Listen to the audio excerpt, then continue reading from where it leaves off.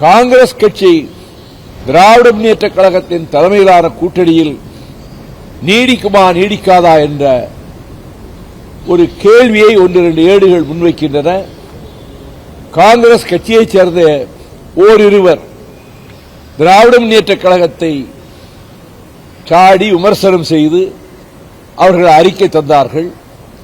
ஆனால் தமிழ்நாடு காங்கிரசின் தலைவர் செல்வ பெருந்தகை அதை ஏற்றுக்கொள்ளாமல் திராவிட முன்னேற்ற கழகத்திலான கூட்டணி உறுதியாக தொடரும் என்ற நம்பிக்கையோடு அவர் கருத்து தெரிவிக்கிற வேளையில் அதில் ஒரு சிந்தனையாளரும் எழுத்தாளருமான கோபண்ணா அவர்கள் காங்கிரஸ் எம்பி திராவிட முன்னேற்ற கழகத்தை விமர்சித்ததை கண்டித்து திமுக கழகத்தின் தலைமையிலான கூட்டணியில் நிபந்தனைகளின்றி நாம் தொடர வேண்டும் என்ற கருத்தை தெரிவித்திருக்கிறார்.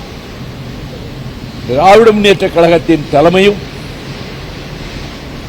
காங்கிரஸ் கட்சியினுடைய தலைமை, குறிப்பாக மக்களவையினுடைய எதிர்க்கட்சி தலைவரும் சகோதரர் ராகுல் காந்தியும் நல்ல அவர்களுக்கிடையே இணக்கமும் நல்ல புரிதலும் இருப்பதால் இந்த இடையிலே ஏற்பட்டிருக்கிற சிறு சிறு சலனங்கள், ஓரிருவர் மனக்கசப்புகள், அவையெல்லாம் நிராகரிக்கப்படும் அல்லது அவற்றை புறந்தள்ளிவிட்டு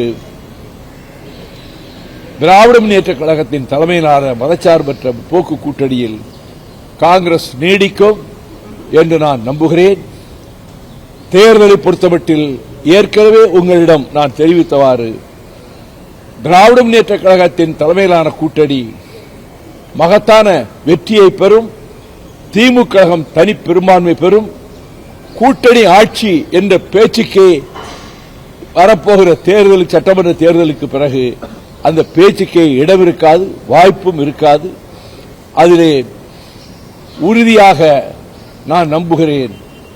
தனிப்பெரும்பான்மையோடு மீண்டும் சகோதரர் மாண்புமிகு தளபதி ஸ்டாலின் அவர்கள் திராவிட மாடல் ஆட்சியை தொடர்வார் என்பதிலே எனக்கு மிகுந்த நம்பிக்கை இருக்கிறது.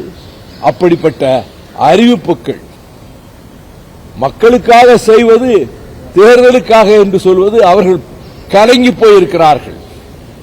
எதிர் வட்டாரங்கள் யாரெல்லாம் நாங்கள் ஆட்சியை பிடிப்போம், முதலமைச்சர் ஆவோம் என்று சொல்லிக் கொண்டிருக்கிறார்களோ அவர்களுக்கே உள்ளுக்குள் பதற்றம் ஏற்பட்டுத்தான் 2 நாட்களாக முதலமைச்சர் அறிவித்த அறிவிப்புகளை எல்லாம் அவர்கள் தாங்கிக் கொள்ள முடியாமல் கருத்துக்களை சொல்லிக் கொண்டிருக்கிறார்கள்.